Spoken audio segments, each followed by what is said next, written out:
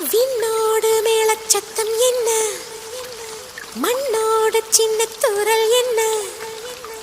எங்கேதான் சென்றாயோ இப்போது வந்தாயோ, சொல்லாமல் வந்தது போல் இல்லாமல் போவாயோ, தப்பாமல் மீண்டும் சந்திப்பாயோ,